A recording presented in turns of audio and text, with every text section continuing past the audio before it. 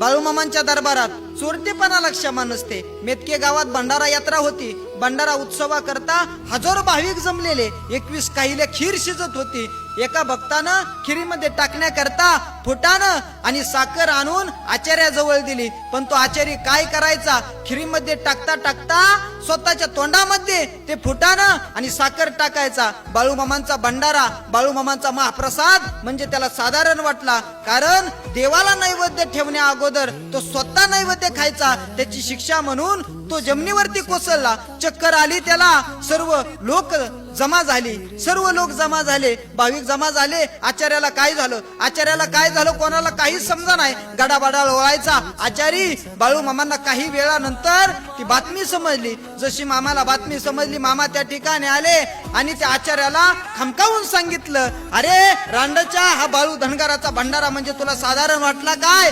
तू नैवेद्य चोरून खाल्लास म्हणून त्याची शिक्षा, म्हणून तुला चक्कर आली. म्हणून माझ्या बाळूमामांच्या दरबारातला प्रसाद जरी चोरून खाल्ला ना, तरी माझा मामा त्याला शिक्षा केल्याशिवाय राहत नाही.